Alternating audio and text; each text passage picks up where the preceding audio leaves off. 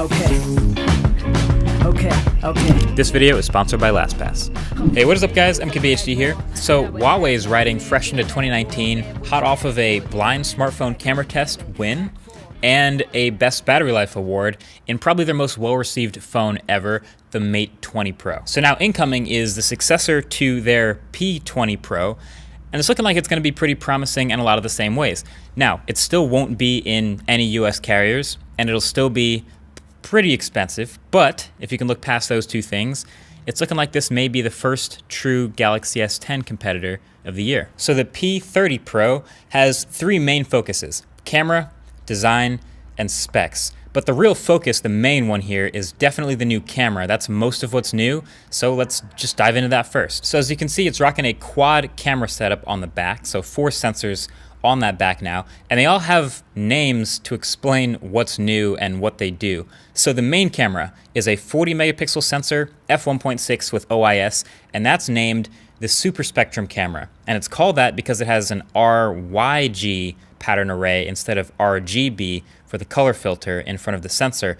And so the whole image stack is redesigned around that, which should let about 40% more light hit that sensor, which means it's more light sensitive than previous versions. And Huawei told me it can hit 4 times the ISO of the last sensor, up to 409,600. So ideally that should make for a pretty sweet night mode. Then next up is the ultra wide camera, and that name is pretty self-explanatory. Seems like it's all the rage for 2019 smartphone cameras too. If you don't have that ultra wide and you have multiple lenses, what are you doing? And this one's a 20 megapixel ultra wide with an f2.2 aperture that pulls in a more than 120 degree field of view.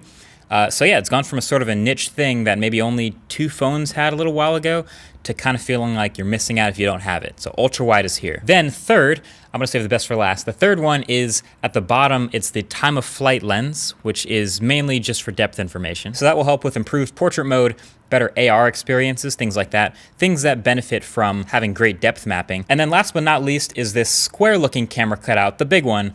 That is the new telephoto camera. It's an 8 megapixel f3.4 camera with OIS, and the name for that one is the periscope zoom lens. Now you may notice with that square opening, it looks kind of strange. So the reason it's called a periscope camera is literally the optics of this camera, instead of just going backwards, go down into the phone and then use a mirror to face out. So like an actual periscope.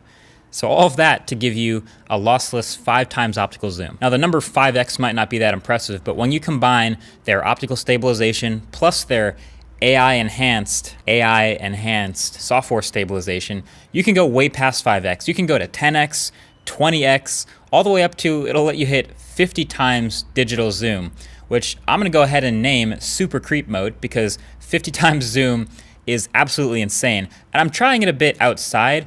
And you know, you've been able to zoom in pretty far for a while, but it's crazy how far 50 times is. And the most impressive part is how good the stabilization is. So my hand is not super still. This is just handheld stuff and I'm moving around, but the compensation for my hand movement is extreme. So I don't know, maybe for sports events or concerts, or I don't know, when would anyone need to zoom in this far? Creeping on people in buildings blocks away maybe, I guess.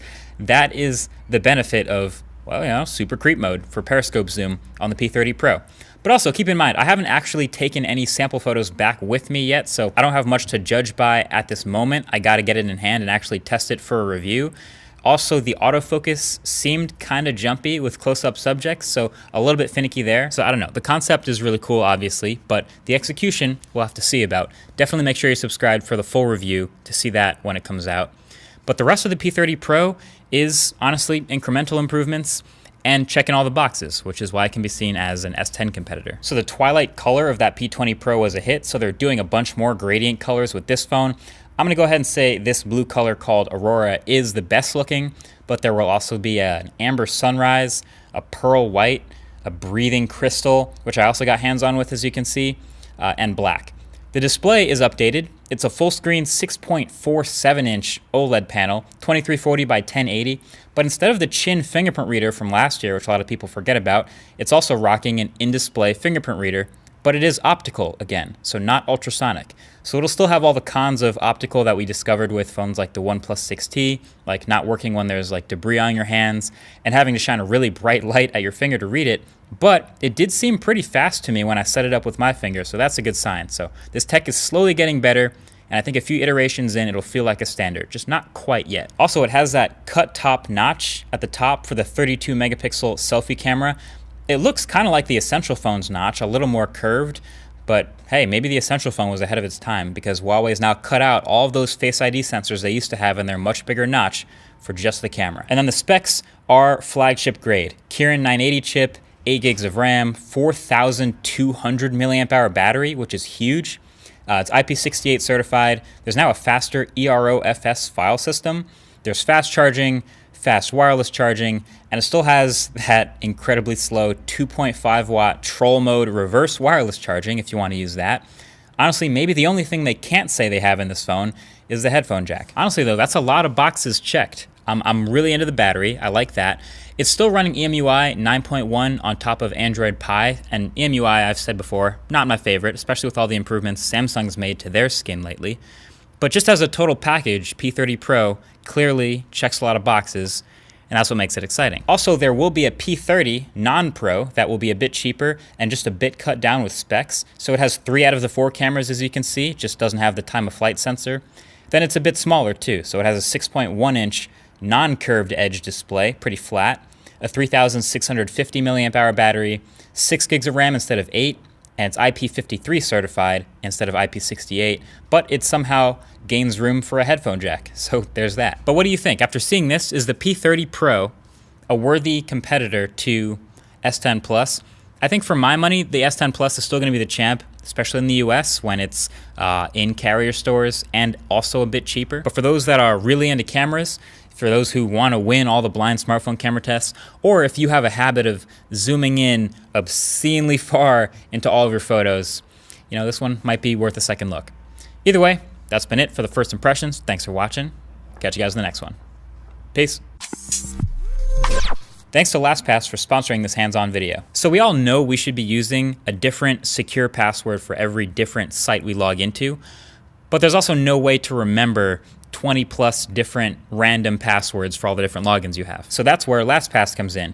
You can now have the security of multiple passwords, but the simplicity of only having to remember a single master password. So don't worry about locking accounts if you haven't signed into them for months, or having to wait for a reset password email only to enter a previously used password. So you can store all your logins with LastPass and keep your personal and business logins safe and secure. Click the link below to get LastPass for free.